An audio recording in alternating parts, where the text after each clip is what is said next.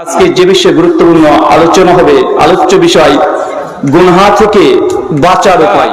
প্রত্যেকে কম বেশি, ছোট হোক অথবা বড় হোক, আমাদের দ্বারা ত্রুটি বিচ্যুতি, ভুল ভ্রান্তি, গুনাহ, খাতা, অন্যায়, অবিচার, জুলুম, নির্যাতন, এগুলো আমরা কম বেশি সকলে জানতেই অথবা জেনে শুনে আমরা করে থাকি, করি কি করি না? তো তার আল্লাহর এই নামগুলো অনার্থক, অকেজ হয়ে যেত। যেটুকু গ্রন্থ আছে এই বিষয়ের উপরে তাদের অনেক আলোচনা বাহাস আছে। তারা বলছে না, আসলে মানুষ নয়, আসলে সৃষ্টির সেরা আসল মাখলুকাত হচ্ছে ফেরেশতা।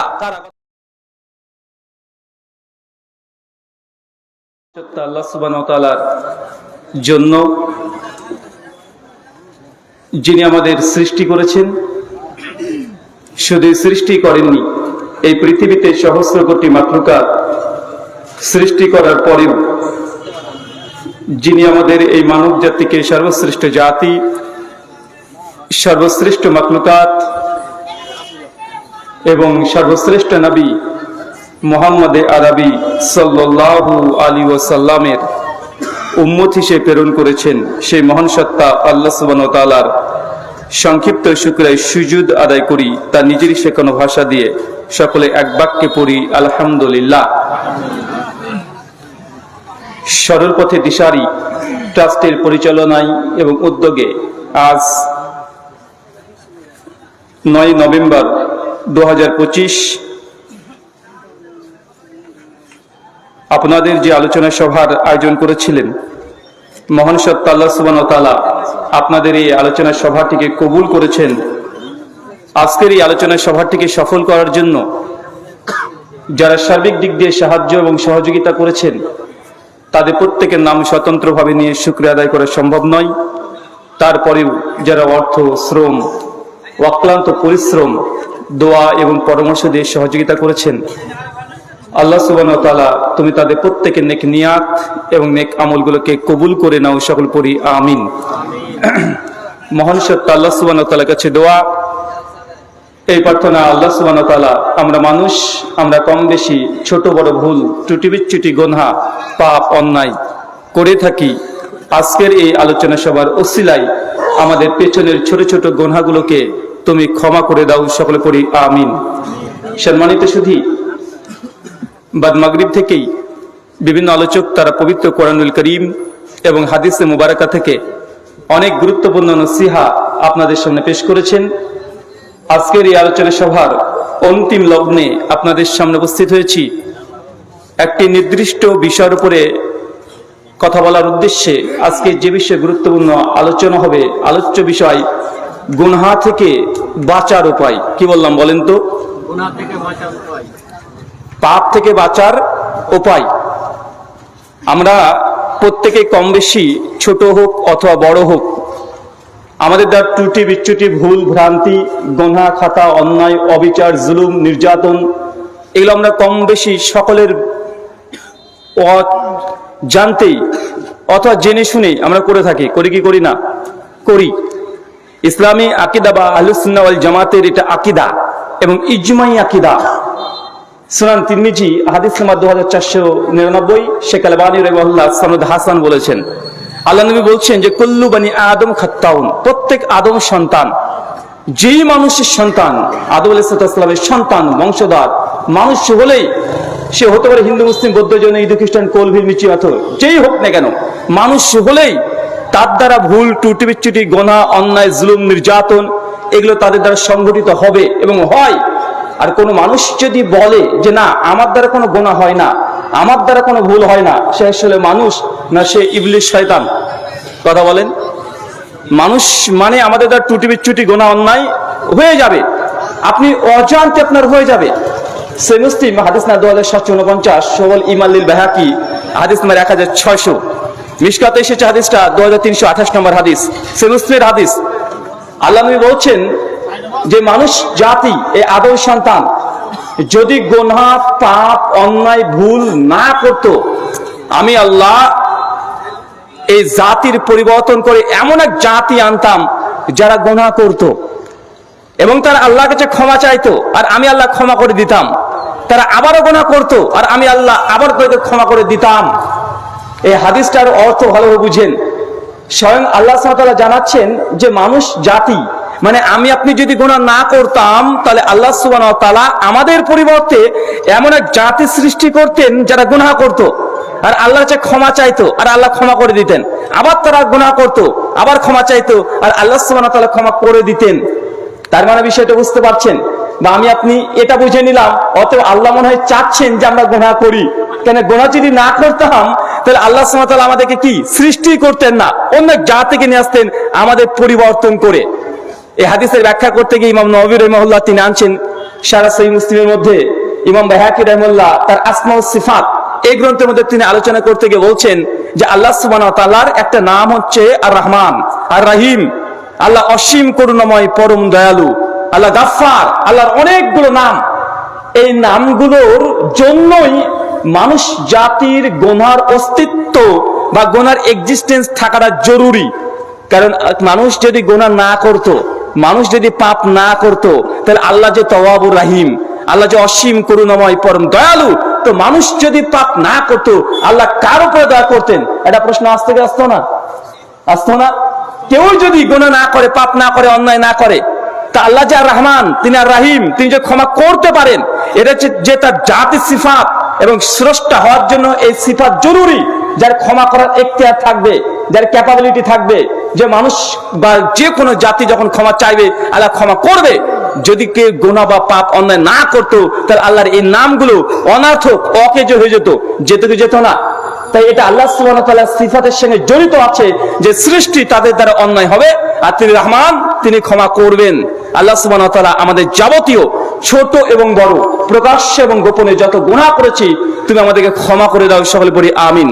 সম্মানিত সুধী, আজকে যে বিষয় গুরুত্বপূর্ণ আলোচ্য বিষয় গুনাহ থেকে বাঁচার উপায়। আচ্ছা বলেন তো, একটা ছোট্ট প্রশ্ন করি। এই সৃষ্টি জগতে আল্লাহ সুবহানাহু ওয়া তাআলার অজস্র ক্রিয়েশন সৃষ্টি আছে, তার মধ্যে মানুষ আমরা একটা সৃষ্টি, একটা নিছক সৃষ্টি আমরা আল্লাহ সুবহানাহু ওয়া তাআলা। এই এতগুলো সৃষ্টির মধ্যে সর্বশ্রেষ্ঠ সৃষ্টি কে? জি আরো জোরে বলেন। সবাই একমত তো? জি, মানুষের চেয়ে আশরাফুল মাখলুকাত, তাই না? আসলে শেখুল ইসলাম ইবনে তাইমিয়া রাহিমাহুল্লাহ এই বিষয়ে আলোচনা করছেন অনেক দীর্ঘ, এবং সালাফ থেকে খালাফ পর্যন্ত আকীদার উপরে যতগুলো গ্রন্থ আছে এই বিষয়ের উপরে তাদের অনেক আলোচনা বাহাস আছে যে আসলে সৃষ্টির সেরা কারা। পুরো একটা জামাত তারা চলে গেছে যে সৃষ্টির সেরা আশরাফুল মাখলুকাত তারা হচ্ছে মানুষ সম্প্রদায়, তারা ইনসান, মানুষ। আর কিছু উলামা তাদের সংখ্যায় অনেক বড় বড় নাম, তারা অনেক বড় বড় নাম সালাফদের মধ্যে, তারা হচ্ছে না আসলে মানুষ নয়, আসলে সৃষ্টির সেরা আশরাফুল মাখলুকাত হচ্ছে ফেরেশতা। কারা? কথা বলেন, কথা বলেন কারা? একদল হচ্ছে ফেরেশতা, বড় বড় আলেম, শেখ, মুহাদ্দিস, ফুকাহাগণ আকীদার উপরে যারা অনেকগুলো গ্রন্থ রচনা করেছেন। আর জমহুররা বলছে না, মানুষ হচ্ছে সৃষ্টির সেরা, এবং দুই পক্ষই অনেক দলিল আদিলা দিয়ে তারা ভরপুর করে গেছে কিতাবগুলোতে। তারা এই দলিল দেয়, তাদের দলিলকে এই পক্ষ খণ্ডন করে, এবং ইলমি আলোচনা, ইলমি বাহাস কিতাবগুলোর মধ্যে পাওয়া যায়। তবে জবরদস্ত আলোচনা করেছেন এবং সে মানে উপসংহার টেনেছেন ইমাম ইবনে কাইয়িম আয-জাওযী রাহিমাহুল্লাহ। তার বিখ্যাত গ্রন্থ আছে আল ইলামুল মুওয়াক্কিন ফি রাব্বুল আলামিন, দ্বিতীয় খণ্ডের 26 নম্বর পৃষ্ঠায় তিনি এই মাসালার সমাধান দিতে গিয়ে বলছেন আসলে মানুষ আশরাফুল মাখলুকাত এটা শতসিদ্ধ সত্য কথা নয়। যদি মানুষ যদি আশরাফুল মাখলুকাত হতো, সৃষ্টির সেরা হতো, তাহলে ফেরাউন সে আল্লাহর আশরাফুল মাখলুকাত হতো কি হতো না? কথা বলেন। তাকে তো সৃষ্টির সেরা বলতে হতো একদিক থেকে। আবু জাহেল, আবু লাহাব, উতবা, শাইবা যুগে যুগে যারা ইসলামের বিরোধিতা করেছে, যারা অ্যাথিস্ট, নাস্তিক, যারা আল্লাহকে অস্বীকার করে দেয়, তাদেরকে তো আশরাফুল মাখলুকাত বলতে হবে। যোগী, মোদী, অমিত, তাদেরকে আশরাফুল মাখলুকাত বলতে হবে। বলতে হবে কি হবে না? তো ইসলামের শত্রু যারা প্রকাশ্যে ইসলামের সঙ্গে শত্রুতা করে, তাহলে এই কথা বললে তার সমস্ত মানুষকে যদি আশরাফুল মাখলুকাত সৃষ্টির সেরা ঘোষণা করা হয়, তাহলে এইসব জালেম যারা আছে, যারা কাফের হওয়াতে কোনো সন্দেহ নাই, যারা আল্লাহ দুশমন, আল্লাহ নিজে ঘোষণা করেছে, তাদেরকে আশরাফুল মাখলুকাতের অন্তর্ভুক্ত করে দিতে হয়। ইমাম ইবনে কাইয়িম আয-জাওযী রাহিমাহুল্লাহ তার জন্য বলছেন আসলে মানুষ আশরাফুল মাখলুকাত এটা ঠিক, তবে সব মানুষ নয়। কথা বুঝতে পারলেন না? সব মানুষ নয়। যারা মানুষের মধ্যে ঈমানদার মুমিন, যারা মুসলমান মুমিন এরা হচ্ছে আশরাফুল মাখলুকাত। কারা? কথা বলেন, কারা? যারা মুমিন, যাদের ঈমান আছে, যার যত বেশি ঈমান। যেন ফেরেশতাদের মধ্যে আল্লাহ সুবহানাহু ওয়া তাআলা ক্লাসিক ভাগ করেছে, ক্যাটাগরি ভাগ করেছে। আল্লাহ লক্ষ লক্ষ সৈনিক ফেরেশতারা আছে, তার মধ্যে উলুল আজম 4 জন মালায়েকা ফেরেশতা আছে না নাই? আছে না? জিবরিল, মিকাইল, এগুলো আছে না নাই? মিকাইল আলাইহিস সালাম, এই যে নামগুলো, এর হচ্ছে অনেকগুলো ফেরেশতা। 4 জন আছে বিখ্যাত, যার নবীদের মধ্যে আছে না নাই? নবীদের মধ্যে অজস্র নবী রাসূল এসেছে। মিসকাত আল মাসাবি হাদিস নাম্বার 5737, সহিহ ইবনে হিব্বান হাদিস নাম্বার 165। আল্লাহ নবী বলেছেন, আমার পূর্বে 1,24,000 নবী রাসূল এসেছে। শেখ আলবানী রাহিমাহুল্লাহ সনদ হাসান বলেছেন, শেখ শোয়েব আরনাউত, ইমাম হাজার, ইমাম যাহাবী সনদের মধ্যে যঈফ, দুর্বল আছে ঘোষণা করেছেন। তারপর আমরা ধরে নিই যে পৃথিবীতে লক্ষাধিক নবী এসেছে না ভাইজান? তো এতগুলো নবীর মধ্যে উলুল আজম 4 জন নবী আছে না নাই? 4 জন যাদের কিতাব দেওয়া হয়েছে কোরআন মাজিদে স্পষ্ট মজুদ আছে। নবী ইব্রাহিম থেকে শুরু করে আজ পর্যন্ত আমাদের নবী, এতগুলো নবীর মধ্যে মোটামুটি 4 থেকে 5 জন বড় বড় নবী, যাদের কিতাব মানে কোরআন মাজিদ পড়লে তাদের মাকাম মর্যাদা বোঝা যায় না? ঠিক একই ভাবে আল্লাহ ফেরেশতা বাহিনী, সবাই যেমন আল্লাহ ফেরেশতা, 4 জনের বিশেষ গুরুত্ব আছে। সমস্ত নবী যেমন নবী এবং রাসূল, তাদের মধ্যে কিছু নবীদেরকে মর্যাদা আল্লাহ বৃদ্ধি করে দিয়েছেন। আমরা ইমানদার যারা মুমিন, কোন নবীর মধ্যে আমরা পার্থক্য করি না, কিন্তু আল্লাহ কিছু মাকাম মর্যাদা বেশি দিয়েছেন কি দেন নাই? ফজিলত দিয়েছেন। ঠিক একই ভাবে মানুষ জাতির মধ্যে আশরাফুল মাখলুকাত, সৃষ্টির সেরা আছে, তো সব মানুষ না। যাদের মধ্যে ঈমান আছে তারা আশরাফুল মাখলুকাত, আর যাদের মধ্যে ঈমান নাই, কোরআন মাজিদ বলছে শাররুল বারিয়া, এরা হচ্ছে সৃষ্টির নিকৃষ্ট। যারা মুশরিক, ইন্না মুশরিকুনা নাজাসুন, সূরা আলী ইমরান আয়াত নম্বর 28। নিঃসন্দেহে মুশরিক যারা, তারা কি? অপবিত্র। অপবিত্র মানে এই নয় যে কোনো মুশরিক আছে তার গায়ে টাচ করলেন অজু ভেঙে যাবে, গোসল ফরজ হবে, এমনটা নয়। তাদের হৃদয় শিরক করার কারণে কলুষিত হয়ে গেছে, অপবিত্র হয়ে গেছে। তার জন্য যারা সৃষ্টির সেরা তা হচ্ছে মুমিন, আর যারা ঈমান আনে নাই, বেঈমান, আল্লাহর বিরুদ্ধে বিদ্রোহ ঘোষণা করেছেন, তারা শাররুল বারিয়া, তারা সৃষ্টির নিকৃষ্ট। এখন বলেন আপনার কোন পক্ষে থাকতে চান? কোন পক্ষে? আল্লাহ সুবহানাহু ওয়া তাআলার যে বিধিবিধান আমাদেরকে দিয়েছেন, আমরা এদিকে থাকতে চাই না শাররুল বারিয়া, সৃষ্টির নিকৃষ্ট যারা আল্লাহর সঙ্গে বিদ্রোহ ঘোষণা করে? আমরা জানতে বা অজান্তে অনেকেই আল্লাহর মানে বিরুদ্ধে আমরা বিদ্রোহ ঘোষণা করে থাকি, করি না ভাইজান? জি। তার মধ্যে একটা, অনেক মানুষ গুনাহ করে, পাপ করে, কিন্তু পাপ করার পরেও সে পাপটাকে পাপ হিসেবে স্বীকৃতি দেয় না, বরং সেটা জাস্টিফাই করে যে না, এটা পাপ কেন হবে, কেন গোনা হবে। সে যুক্তি দিচ্ছে, লজিক দিচ্ছে, নিজেকে জাস্টিফাই করছে নিজের পাপকে। ফর সেক অফ আর্গুমেন্ট 1 মিনিটের জন্য ধরে নেন, আমাদের সমাজে অনেকগুলো মানুষ আছে দেখবেন সুদের সঙ্গে যুক্ত আছে, বন্ধন লোন আছে না নাই? আছে না ভাইজান? সমাজে অনেক মানুষকে আপনি যদি ডাইরেক্ট বলেন যে ভাই বন্ধন লোন নিচ্ছেন, এটা তার রিবা, এটা তো সুদ, ইন্টারেস্ট, ও মানতে চায় না। এটা যে ইসলামে হারাম, ও মানতে চায় না। সে যুক্তি দেয়, সে জাস্টিফাই করার চেষ্টা করে তার গুনাহটাকে।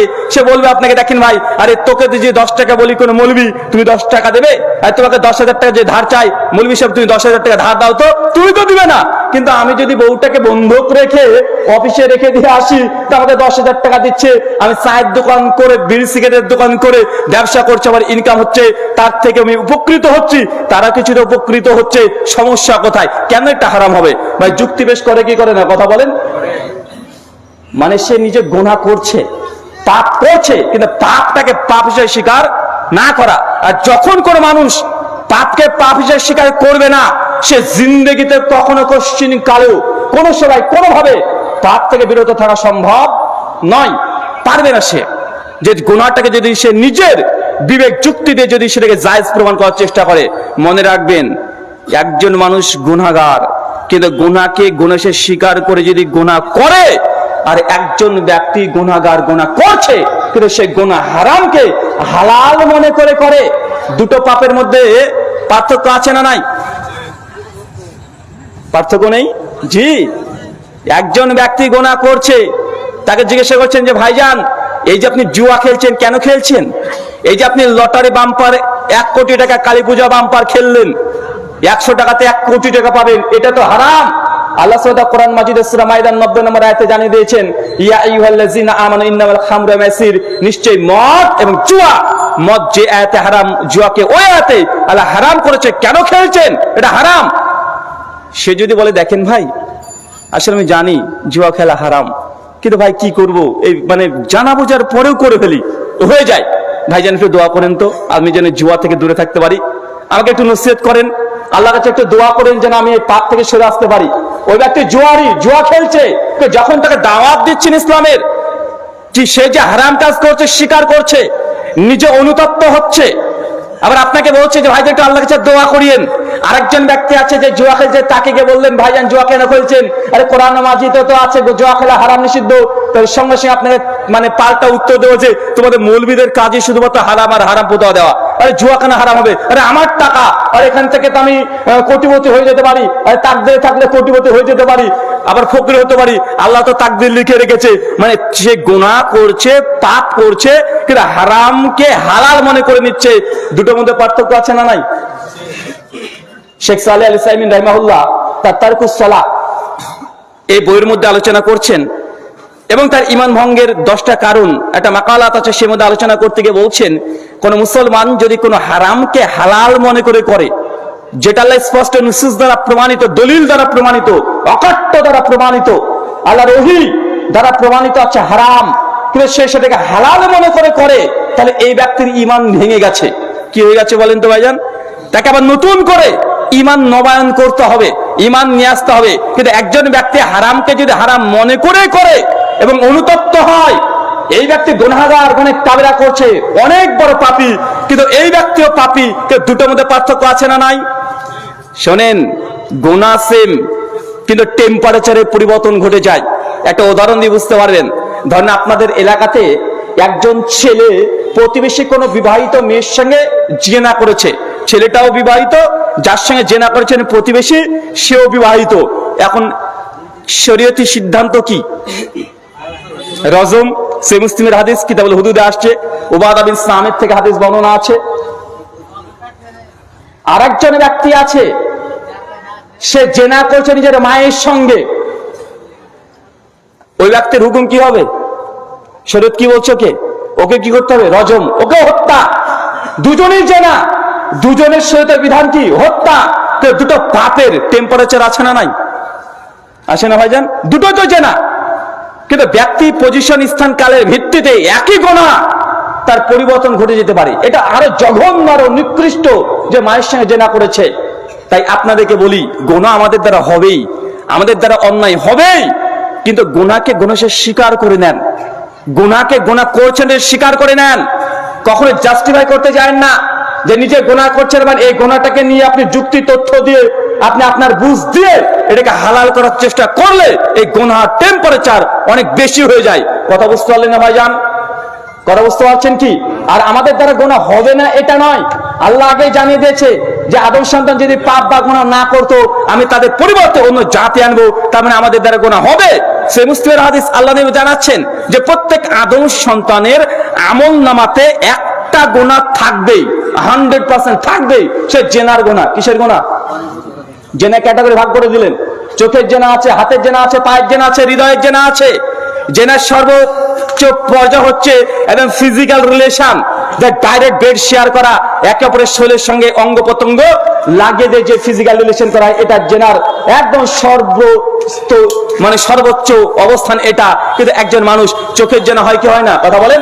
আর আল্লাহ নবী বলছেন প্রত্যেক আদম সন্তানের আমলনামায় এই জেনাগুলো থাকবেই, তার মানে গুনাহ, এই গুনাহ আমরা প্রত্যেক আদম সন্তানে থাকবে। সে আমি থেকে শুরু করে আপনি পর্যন্ত। অনেকে মনে করতে পারেন যে আমরা বক্তা মানুষ, আমাদের দ্বারা মনে গুনাহ হয় না, আরে গুনাহ হবে, এটা নিশ্চিত হবে। আর আল্লাহ নবীর হাদিস দ্বারা প্রমাণিত যে প্রত্যেক মানুষের দ্বারা চোখের জেনা হবে, এটা আমলনামায় লিপিবদ্ধ থাকবেই, থাকবে প্রত্যেক মানুষের। দেখেন বাস্তব প্রেক্ষাপট দেখেন, আপনি যতই চেষ্টা করেন যে গুনাহ করবেন না, এখন আমরা মোবাইল, এটা ছাড়া তো এক ধাপ চলা যায় না। মাইক্রোসফট মানে এই মোবাইলের মাদারবোর্ড এবং প্রসেসর যারা তৈরি করে, এবং অ্যান্ড্রয়েড সেটের যতগুলো আছে, এবং অ্যাপেল, মাইক্রোসফট তারা রিপোর্ট পেশ করছে যারা অ্যান্ড্রয়েড সেট ব্যবহার করে প্রত্যেক দিন কমপক্ষে তাদের এই ফিঙ্গার এই টাচ মোবাইলে 5700 বার টাচ করে। কতবার? 5700 বার টাচ করছে। আর যারা এইসব মোবাইল ব্যবহার করতে অভ্যস্ত, যাদের সোশ্যাল মিডিয়া প্ল্যাটফর্মগুলো আছে, ফেসবুক হতে পারে, ইউটিউব হতে পারে, টুইটার, ইনস্টাগ্রাম, হোয়াটসঅ্যাপ বা যে কোনো প্ল্যাটফর্ম যারা সোশ্যাল মিডিয়ার সঙ্গে অতপ্রতভাবে জড়িত আছে, এরা কমপক্ষে প্রতিদিন 4 থেকে 5 ঘন্টা মোবাইলের পেছনে সময় ব্যয় করে। কত ঘন্টা? 4 থেকে 5 ঘন্টা। আর প্রত্যেক 15 মিনিট পরেই ঘুম বাদে একবার করে অটোমেটিক হাত চলে যায় মোবাইলে। কি বলেন তো? প্রত্যেক 15 মিনিটের মধ্যে, মানে এর বেশি না। মানে আপনি জীবিত আছেন, আপনি যতই কাজ করেন না কেন, যত আপনি গাড়ি ঘোড়া চালান না কেন, যত আপনি যাই করেন না কেন, যত শিক্ষকতা করেন না কেন, যত মাঠ ঘাটে থাকেন না কেন, অটোমেটিক পকেট থেকে 15 মিনিটের মধ্যেই অটোমেটিক হাত আপনার এর টাচে পড়বেই। এটা নিশ্চিত। এটা মাইক্রোসফট তারা বলছে, যারা মোবাইল আবিষ্কার করেছে। তার মানে আমরা বুঝতে পারছি যে মোবাইল ছাড়া আমাদের চলা দুনিয়াতে খুব দুষ্কর হয়ে গেছে। যদিও 20 বছর আগে এটা গুরুত্বই ছিল না, মানুষ জানতোই না। মানুষ তখনও জীবিত ছিল, তখনও বেঁচে ছিল। ছিল কি ছিল না? তখনও মানুষ জীবিত ছিল, বেঁচে ছিল, তারা টাইম পাস করেছে বিভিন্ন ভাবে। কিন্তু বর্তমান প্রেক্ষাপটে মোবাইল ছাড়া আমাদের 1-10টা মিনিট এটা চলা খুব দুষ্কর হয়ে গেছে। এই জন্য আমি বলেছিলাম যে বাংলাদেশের শেখ হাসিনাকে যে পালিয়ে এসেছে না, যে আন্দোলন ঘটে গেল 1.5 বছর আগে, জুলাই আন্দোলন, তো এর ব্যাপারে সবচেয়ে বড় হাতিয়ার কাজ করেছিল কি জানেন? সবাই বলছে আমরা আন্দোলন করেছি, এই করেছি, সেই করেছি। অবশ্যই করেছে, অবশ্যই তাদের ক্রেডিট তাদেরকে দিতে হবে। কিন্তু সবচেয়ে আন্দোলনকে একদম স্রোতের মতো, ঝড়ের গতিতে, সাইক্লোন গতিতে একদম ঢাকা পর্যন্ত চলে গেছিল। কেন জানেন? হাসিনা একটা মারাত্মক ভুল করেছিল এই আধুনিক যুগে এসে। উনি কমপক্ষে 13 দিন বাংলাদেশের নেটওয়ার্ককে পুরো বন্ধ করে রেখে দিয়েছিল। কি বন্ধ করেছিল বলেন তো? গোটা সিস্টেম, নেটওয়ার্ককে পুরো বন্ধ করে দিয়েছে। আরে ভাই পাগল নাকি? আজকে দিনে কে নেটওয়ার্ক বন্ধ করে? আরে নেটওয়ার্ক থেকে মানুষের রুজি রোজগার। আরে অ্যামাজন বলেন, ফ্লিপকার্ট বলেন, যত রকমের মানে বিজনেস এখন কোথায় হয়? হ্যাঁ, সব অনলাইনে এখন বেশি হচ্ছে। বিজনেস পুরোটা এখন চলে এসেছে সোশ্যাল মিডিয়াতে। আরে মানুষ লাখ লাখ মানুষ এখান থেকে উপকৃত হচ্ছে। আর অনেক যুবক তরুণ আছে, তারা মোবাইল নিয়ে গেম খেলে, পাবজি খেলে, এই খেলে, সেই খেলে, যা করে সব নেটে। একজন যুবক 2 ঘন্টা যদি মোবাইল পকেটে না থাকে, ও হার্ট অ্যাটাক করার মতো অবস্থা হয়। আর একদিন যদি মোবাইলে যদি নেটওয়ার্ক না থাকে, ও তো মনে হয় যে দেবদাসের মধ্যে পাগল হয়ে যায়, মানে বাথরুমে বসে কাঁদবে। এরকম আছে না? নাই কথা বলেন তো? 13 দিন ধরে বাংলাদেশের নেট বন্ধ করার কারণে মানে 3 বছর, 2 বছরের ছেলে থেকে শুরু করে 102 পর্যন্ত সবাই রাগে গর্জিয়ে আগুন হয়ে গেছে। আরে মা যারা, তারা এত মানে যারা বয়স্কা বৃদ্ধ নারী, তারা এত বুঝে না যে নেট কি, এইসব কিছু বুঝে না। আরে যখন দেখছে যে না, আপনি শুধু চিৎকার মারে কাঁদে খাওয়ার সময়, কিরে কি হয়েছে, কাঁদছিস কেন, খাচ্ছিস না কেন? তো বৌমা তখন বলছে, আরে মা নেট বন্ধ হয়েছে। নেট বন্ধ হয়েছে মানে কে বন্ধ করলো? হাসিনা করলো। ও গাল দেয়। মানে পুরো মানুষদেরকে মানে জেলখানে বন্দি রাখার মতো আজকের দিনে নেট বন্ধ করে। এই এক ভুল করার কারণে গোটা বাংলাদেশ জুড়ে এই আন্দোলন ঘরে ঘর, মানে মাঠ থেকে একদম রাস্তা, একদম রাত পর্যন্ত উঠে চলে এসেছিল। তো আজকের যুগ হচ্ছে মিডিয়ার যুগ। মানে এই সময়তে যেমন উন্নত যত হচ্ছে, গুনহা তত ঘরের মধ্যে ঢুকে পড়ছে কি পড়ছে না? মানুষকে জেনা করার জন্য কত চিন্তা করতো, জুয়া খেলার জন্য বাস জঙ্গলে গিয়ে ওই যে কি একটা ঘোড়ায় আর খেলতো না, পাশা খেলা। এখন মোবাইলে খেলা হয়। চাচা, ওই যে পাকিস্তানের সঙ্গে যখন ভারতের খেলা হয়, বা ওই যে আর্জেন্টিনার ব্রাজিলের খেলা হয়, পাড়ার ছেলে পেলে দেখবে একদম জার্সি টার্সি ওরকম লাগিয়ে রেখে দিয়েছে। আমি ঢাকাতে যখন ঘোরাঘুরি করছিলাম, দেখছি একটা বাড়ি গোটাটাই ব্রাজিলের পতাকা, মানে এত ভক্ত, মানে গোটা বাড়ির কালারটা করেছে কি, মানে ব্রাজিলের পতাকা কালার, মানে এত ভক্ত। চিন্তা করা যায়? এটা হচ্ছে আমাদের মুসলমান, আমরা মুমিন। তা আমাদের দ্বারা যে গুনাহ হবে না এমনটা না। আমরা যে জুয়া খেলি, চাচা আপনার ছেলে বিছানায় শুয়েছে এখন জুয়া খেলে, জুয়া খেলার জন্য বাসবাগানে যেতে হয় না। কেন? টেকনোলজি উন্নত হয়ে গেছে। ও কোথায় ব্রাজিল আর আর্জেন্টিনায় খেলা হচ্ছে, আর আপনার ওই নাতি বা আপনার ছেলে ও মোবাইলে খেলা দেখছে, শুধু দেখছে না, ও জুয়া অলরেডি ধরে ফেলেছে। বলছে এই যদি 6 মারে নেই বলে, তাহলে 50 টাকা রেখে দিলাম, মানে যদি 6 হয় 50 টাকা জিতে যাবে। এইভাবে এখন জুয়া খেলা হচ্ছে কি হচ্ছে না? আর চায়ের দোকান, এটা জুয়ার আসর হয়ে গেছে। মানে চায়ের দোকানে বসে বসে মানুষের জুয়া করছে। এই বলটা দেখ, এই ওভারে যদি 12 রান না করে না, আমি 200 টাকা বেটা বেটে ধরলাম। করে কি করে না? কথা বলেন। মানে এটা টেকনোলজি উন্নত হওয়ার সঙ্গে সঙ্গে মানে ঘরে ঘরে এখন আপনি বিভিন্ন রকমের হারাম আপনার ঘরের মধ্যে ঢুকে পড়েছে। কেননা টেকনোলজি উন্নত হয়ে গেছে, যে না এটা অনেক সহজ হয়ে গেছে। সহজ হয় নাই ভাইজান সোশ্যাল মিডিয়া আসার কারণে? আরে কোথায় বাড়ি আপনার এখানে, আর কোথায় আপনি কার সঙ্গে যে প্রেম করে মানে একদম মানে পাগল হয়ে গেছেন, এরকম আছে না নাই? কারণ মোবাইল আছে, হোয়াটসঅ্যাপ, বা ইমো ভিডিও কলের মাধ্যমে যা ইচ্ছা তাই করছেন, মাঝে মধ্যে দেখা যাচ্ছে সোশ্যাল মিডিয়া গরম হয়ে যাচ্ছে। তারপরে গুনাহ, পাপ, চোখের জেনা এটা খুব সহজলভ্য হয়ে গেছে।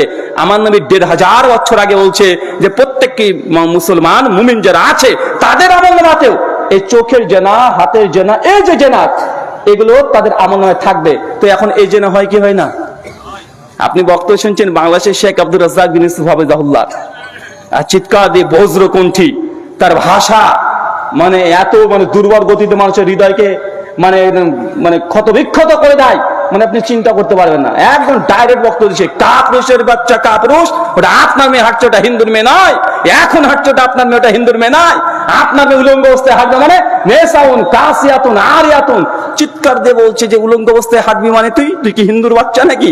তুই মুসলমানের বাচ্চা, তুই কাপড় পরে চল, পর্দা করতে হবে। বারবার চিৎকার দিয়ে বলছে, বলতে বলতে হঠাৎ করে ক্যাটরিনা কাইফ একটা লাইফ বয় সাবান বিক্রি করতে চলে গেল। ভাই দেখা যায় কি যায় না, কথা বলেন।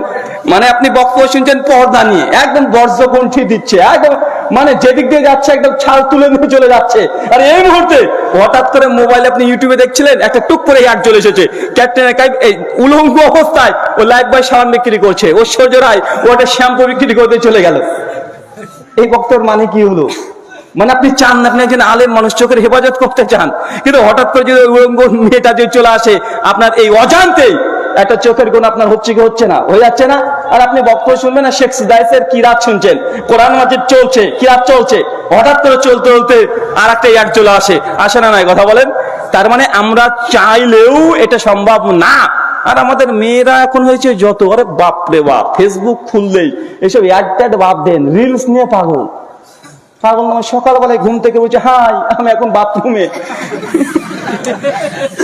হাই গাইজ আজকে আমি দেখেন ই কিনে নিয়ে এসেছি, সবজি কিনে নিয়ে এসেছি, আমি মাছ কিনে এনেছি, দেখেন আমাদের বাড়ি হচ্ছে, আজকে এসি লাগালাম, আজকে আন্ডার ফ্যান কিনলাম, মানে যা আছে সব ফেসবুকে বা চলছে কি চলছে না, মানে মানুষকে পোস্ট করতে, এখন ভিডিও রিলস বানিয়ে সবগুলো দিচ্ছে। আর কিছু আমাদের যুবক তরুণ ভাইগুলো আছে, ওর আবার বউকে ব্যবসায়িক বানিয়ে দিয়েছে। কিসের ব্যবসায়িক?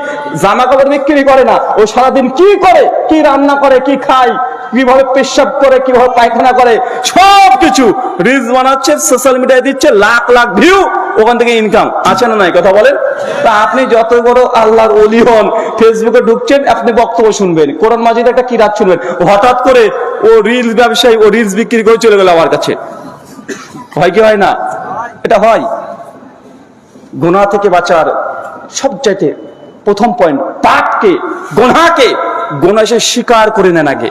যতক্ষণ স্বীকার না করছেন, গুনাহ থেকে আপনি বাঁচতে পারবেন না। আচ্ছা, কে কে বিয়ে করেছেন হাত তোলেন তো। চাচা আপনি বিয়ে করেননি?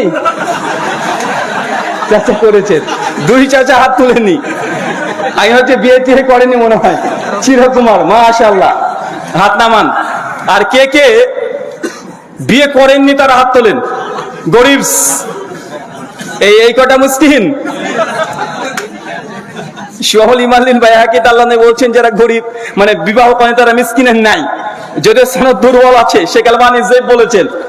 তো মানে এই কয়টা গরিব। আচ্ছা, যারা বিয়ে করেছেন, শ্বশুরের কাছ থেকে কি কি নিয়েছেন?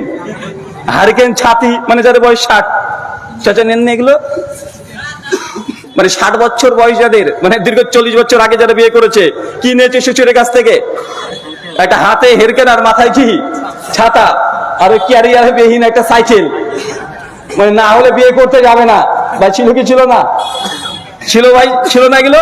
আরে মানুষ এগুলোকে গুনাহ মনে করে না।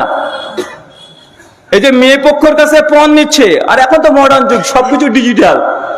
ছেলে পক্ষ বলছে, হুজুর আমি কিন্তু একদম নো ডিমান্ড, কোনো ডিমান্ড করিনি, কোনো ডিমান্ড নাই। আবার ছেলে পক্ষ গেছে, মেয়ে পক্ষ দেখা ফাইনাল ডেটটা ঠিক হচ্ছে, তখন মেয়ে পক্ষের একবার বলার কর্তব্য যে আপনাদের কিছু বলা থাকলে বলেন ভাই। মানে মেয়ের বাপ, ছেলে বাপকে বলছে, ছেলের বাপ কি বলেন, কিছু বলার থাকবে বলে, আর আপনার মেয়ে মানে আমার মেয়ে, আবার কি বলছেন? কিচ্ছু না, নো ডিমান্ড, আমাদের কোনো ডিমান্ড, আমাদের বংশে কেউ এইসব করে না, এইসব কথা বলে আমাকে লজ্জিত করবেন না। সবার সামনে ভরা বসিসে বয়ে চলে গেল। বিয়ের তারিখ ফাইনাল, মানে 16 তারিখে বিয়ে। ছেলে পক্ষের বাপ মানে শ্বশুর, মানে ছেলের বাপ ফোন করছে 14 তারিখে রাত্রিবেলাতে বিহাইকে, মেয়ের বাবাকে, এই যে ভাই কেমন আছেন? আছে, চলছে। যে জানেন তো মানে আমার ছেলে না, এই তো বিয়ে তো সামনে আর 2 দিন পর ভাই, তাই না? যে হ্যাঁ ভাই, প্রস্তুতি কেমন? বলছে আলহামদুলিল্লাহ, একদম প্যান্ডেল ট্যান্ডেল সব রেডি হয়ে গেছে, আমাদের সবকিছু বলে দিয়েছি, কার্ড বিলি হয়ে গেছে। তো ভাই আপনারা কতজন আসবেন? ছেলেপক্ষ বলছে আরে আমাদের বংশ বড় তো, আসলে 150-200 না হলে কি হয়, 150-200 এটা বংশ ওর বড়, এই জন্য 150-200 নিয়ে আসবে। ছেলেপক্ষ তখন ভাবছে যে, ছেলে বাপ ভাবছে যে কিভাবে যে বলি, বলতে বলতে হঠাৎ করে বলছে যে আমার ছেলে না বিশাল বুদ্ধি, ওর যা বিজনেস মাইন্ড আছে না, যা বিজনেস মানে ব্যবসার, মানে যেরকম ব্যবসা বুঝে না, মারাত্মক ব্যবসা বুঝে। আরে ওর যদি মানে কিছু টাকা থাকতো না, ও একটা কিছু হয়ে দেখাতো।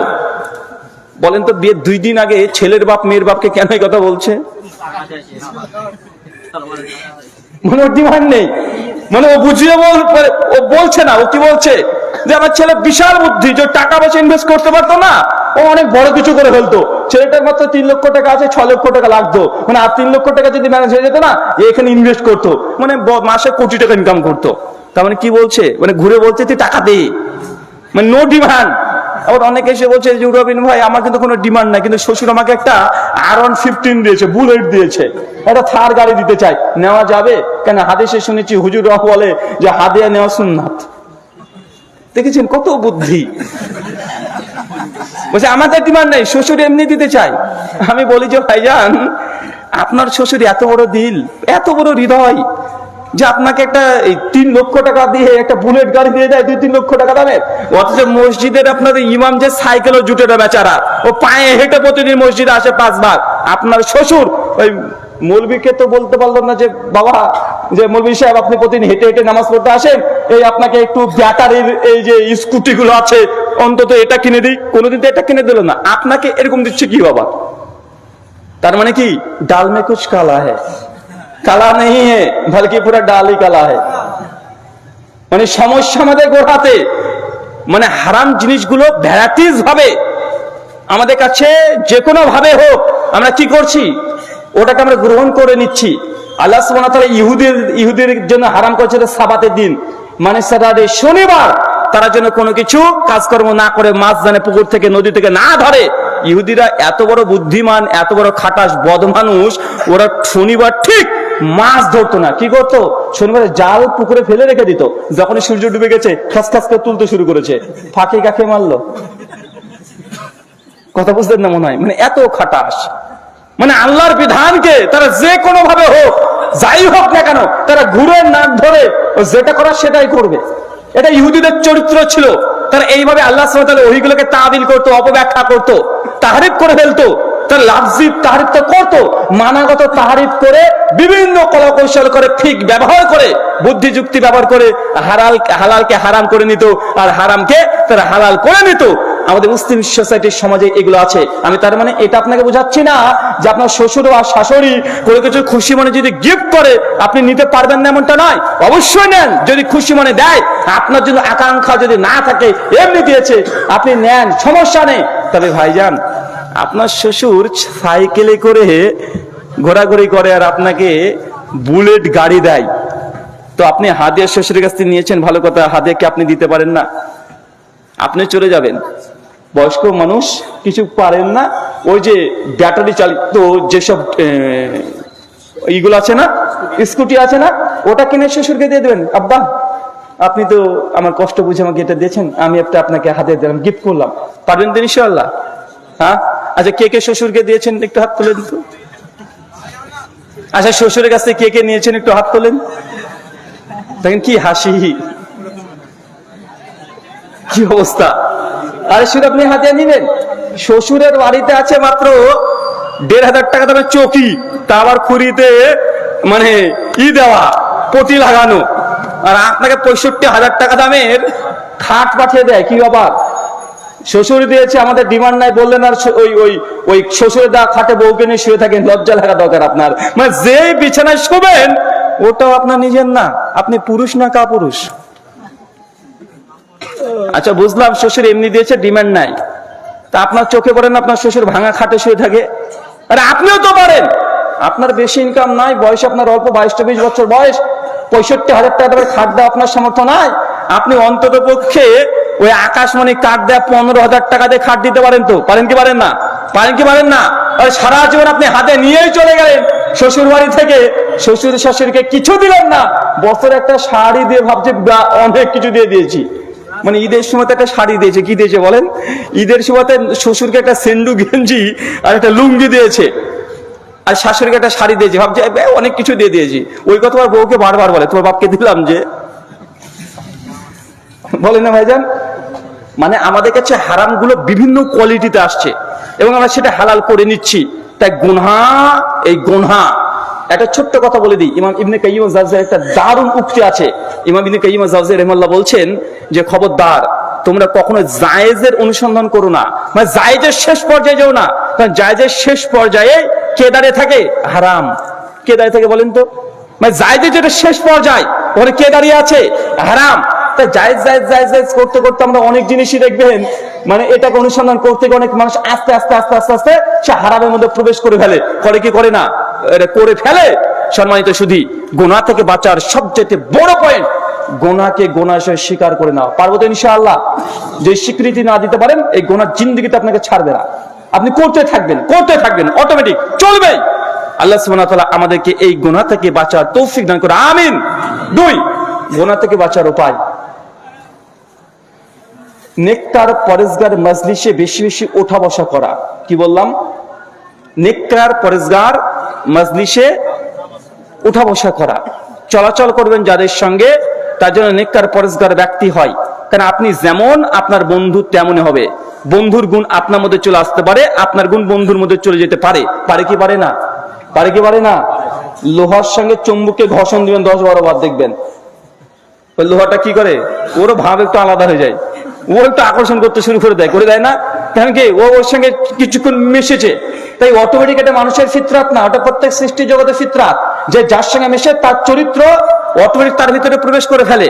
আপনি যদি কোনো পরেজগার আলেমের সঙ্গে যদি চলাচল 1 মাস আপনি করে রাখেন, ওই আলেম যদি তাহাজ্জুদ গুজার বান্দা হয়, তাহাজ্জুদ গুজার ব্যক্তি হয়, আপনি তার সঙ্গে বন্ধুত্ব করেন, 1 মাস চলাচল করেন, অটোমেটিক দেখবেন তাহাজ্জুদের সময় আপনারও মন চাচ্ছে যে আমি একটু নামাজ পড়ি, আমি তাহাজ্জুদ পড়ি। মনে হবে কি হবে না? কথা বলেন, অটোমেটিক হবে।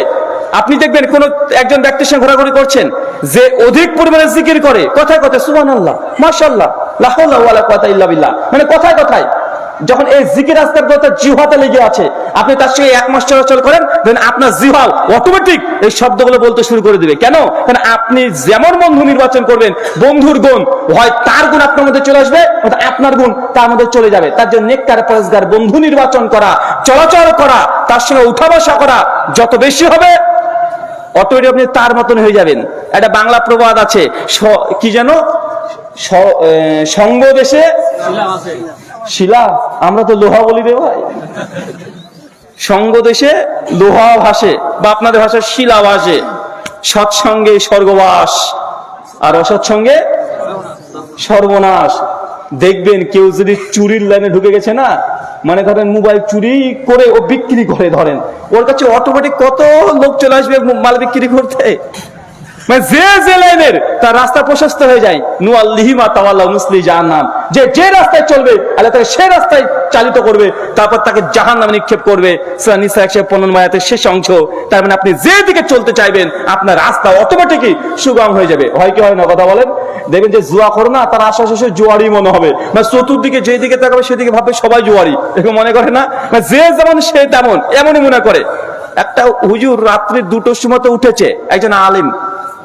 এখন আলেম সাধারণ ভাবে উঠেছে, রাত্রে তাহাজ্জুদ পড়বে, ওই পুকুর আছে, পুকুরে একটু ওযু করছে, ওযু করতে রেখেছে, রাত্রে 2টোর সময় একটু তাহাজ্জুদ পড়ে ফজরের জামাতে উপস্থিত হবে। আর পাশে হ্যাবলা, মানে আমি এমনি বলছি, মানে জাস্ট একটা মানে গল্পের টাইপের, একটা হচ্ছে শিক্ষামূলক নৈতিকতার গল্প, মানে একটা মোরাল শিক্ষা দেওয়ার জন্য। আরেকজন আছে, ও হচ্ছে ডাকাত, ও বেটা রাত্রে 2টোর দিকে চুরি করে এসে পুকুরে ও এসে হাত মুখ ধুচ্ছে। চোর তখন বুঝে, আরে সর্বনাশ, হুজুর আবার কবে থেকে এই লাইনে নামলো রে? হ্যাঁ, হুজুর কবে থেকে লাইনে নামলো? আমি শুধু একা না, ও করে, আজ তুমি দেখে নিয়েছি। আর হুজুর তখন ভাবছে কি আবার হ্যাবল এবার কবে থেকে আল্লাহর ওলি হলো? আরে এই লোকটা ভালো পেয়েছে, আলহামদুলিল্লাহ, মাশাআল্লাহ। এও তাহাজ্জুদ পড়ে। লোকটা দিনে বলে খুব বাজে কাজ করে, রাতে তাহাজ্জুদ পড়ে। মানে উনি ভাবছেন তাহাজ্জুদ পড়ে, আর এ কি ভাবছে যে আমার লাইনে চলে এসেছে। যে যেমন সে সেরকম ভাবে। ভাই এখন আছে না নাই? কথা বলে।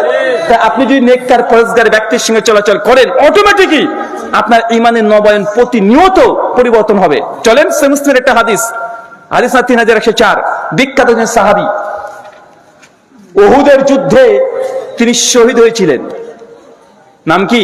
হানজালা রাদিয়াল্লাহু আনহা, বিখ্যাত সাহাবী, যাকে স্বয়ং ফেরেশতারা এসে কি করেছিল? গোসল দিয়েছিল।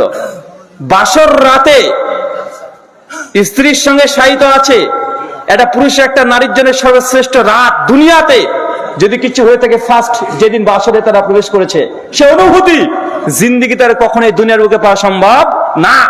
ওই মুহূর্ত অবস্থায় স্ত্রীর সঙ্গে সময় কাটাচ্ছে, বাইরে থেকে ডাক এসেছে, হানজালা, আল্লাহর রাসূল উহুদের মাঠে আমাদেরকে ডেকেছেন, যেতে হবে। হানজালা বিছানাকে ত্যাগ করে উলঙ্গ তরবারি নিয়ে একদম ছুটে চলে গেছে। একাই লড়াই করেছে, অনেক কাফেরকে হত্যা করেছে।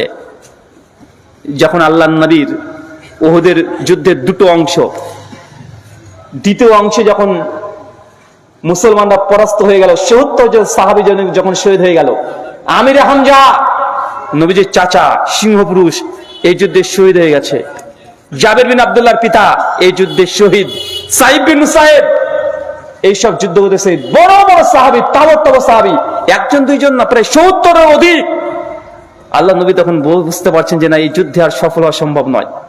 শেষে আলী বিন আবি তালিব বলেছে, আলী, এই উহুদের মাঠকে পরিত্যাগ করে দাও, ত্যাগ করে দাও, সবাইকে নাও, চলো। আল্লাহ ছুটে চলে যাচ্ছেন। সবাই যখন তার নিজেদের আত্মীয় স্বজনকে যুদ্ধের ময়দান থেকে তুলছেন, সবাই সবাইকে পেয়ে গেছে। একজন চট জলদি চিৎকার দিয়ে বলছে, ইয়া রাসূলুল্লাহ, হানজালাকে তো দেখতে পাচ্ছি না, হানজালা কোথায়? কোথায় হানজালা? কিছু সাহাবী বলছে, আমরা তো একটু আগে দেখলাম হানজালা একাই ৩ জন কাফেরের সঙ্গে লড়াই করছিল। কই হানজালা? আমরা দেখেছি যে হানজালাকে আসতে, কই হানজালা? সবাই খুঁজে পাচ্ছে না, সবাইকে বাজাচ্ছে। হতাশ হয়ে যখন ফিরে চলে যাচ্ছে, একজন সাহাবী পিছন থেকে চিৎকার দিচ্ছে, ইয়া রাসূলুল্লাহ, ওই যে হানজালা, ওই যে। সবাই পেছনে যখন তাকিয়ে দেখছে যে হানজালা মাটি থেকে প্রায় ৩ ফুট উপরে ভাসছে, আর শরীর থেকে টপ টপ করে পানি পড়ছে। আর আল্লাহর নবী চিৎকার দিয়ে বলছে, দেখো আমার হানজালাকে, দেখো, ফেরেশতারা তাকে গোসল দেওয়াচ্ছে। চিন্তা করতে পারছেন কত বড় ইমানদার ব্যক্তি? ইমানে তাদের পূর্ণ ছিল তাদের হৃদয়, যে সাহাবী হানজালা, তাকে ফেরেশতারা এসে গোসল দিচ্ছেন। এই সাহাবী মদিনার রাস্তা দিয়ে চিৎকার মারছে যে হানজালা মুনাফিক হয়ে গেছে, নিজেকে বলছে, চিৎকার মারছে। আবু বকর চিৎকার দিয়েছে, কি হয়েছে হানজালা, কোথায় ছুটে যাও তুমি? বলছে, আবু বকর, আমি মুনাফিক হয়ে গেছি। আবু বকর, বলো কি তুমি? হানজালা মুনাফিক হয়ে গেছে মানে কি হয়েছে তোমার? হানজালা বলছে, আবু বকর, যখন আমি আল্লাহর নবীর মাজলিসে বসি, নবীর সঙ্গে যখন বসি, নবী যখন আমাদের জান্নাত জাহান্নামের গল্পগুলো বলেন, কোরআন হাদিস থেকে যখন কথা বলেন, সেই সময়তে আমার ইমান জজবা এতই বৃদ্ধি হয়ে যায়, মন চায় না যে দুনিয়াদারিতা করি, ব্যবসা বাণিজ্য, লেনদেন, আদান প্রদান, বাচ্চা কন্যা সন্তানকে নিয়ে এই দুনিয়াবি কাজে ব্যস্ত থাকি, মন চায় না আবু বকর। কিন্তু যখনই আমি আবার এই মসজিদ থেকে বাইরে চলে যাই, নবীর কাছ থেকে দূরে চলে যাই, সেই সময় আবারও আমি দুনিয়ার প্রেমে আমি আচ্ছন্ন হয়ে যাই। যখন স্ত্রীর কাছে যাই, কন্যা পুত্র সন্তান, তাদের ভালোবাসে আচ্ছন্ন হয়ে যায় আবু বকর, সেই সময় তার ইমানের জজবা ওঠ পর্যায়ে থাকে না। আবু বকর, আমি মুনাফিক হয়ে গেছি। চিন্তা করতে পারছেন? এত বড় একজন সাহাবী, সে নিজের ইমানকে নিয়ে সংশয় করছে। আবু বকর বলছে, হানজালা, আরে আমি আবু বকর হতে একই অবস্থা, আর আমি যখন নবীর সঙ্গে থাকি ইমান জজবা অনেক উঁচু হয়ে যায়, কিন্তু যখন আমি দুনিয়াবি কাজে চলে আসি, ব্যবসা বাণিজ্যে, সেই সময় আস্তে আস্তে ইমানটা কমতে থাকে। চলো আমিও রাসূলুল্লাহর কাছে যাব। দুইজন মদিনাতে ছুটছে, আল্লাহ নবীর ঘরের সামনে এসে ঘরটাকে নক করছে। আল্লাহ নবী ঘুরে তাকিয়ে দেখছে যে আবু বকর আর হানজালা দুজন দাঁড়িয়ে। আল্লাহ নবী, কি হয়েছে হানজালা, তোমরা এত দ্রুত গতিতে কোথা থেকে আসছো? আবু বকর বলছে, ইয়া রাসূলুল্লাহ, হানজালা মুনাফিক হয়ে গেছে। বিস্তারিত ঘটনা বলছেন। আল্লাহ নবী উত্তর দিয়ে বলছেন যে, আবু বকর, আমার কাছে যখন তোমরা বসো, যখন আমি জান্নাত জাহান্নাম, পরলৌকিক পরমার্থিক জীবনের কথাগুলো বলি, সেই সময় যখন তোমরা আমার সঙ্গে চর্চা করে থাকো, আমার সামনে দেখো, তোমাদের ইমানি লেভেল যে পর্যায়ে থাকে, এটা যদি সর্বদা থাকতো না, আসমান থেকে ফেরেশতারা প্রতিদিন তোমাদের বিছানাতে এসে মুসাফা করে চলে যেত।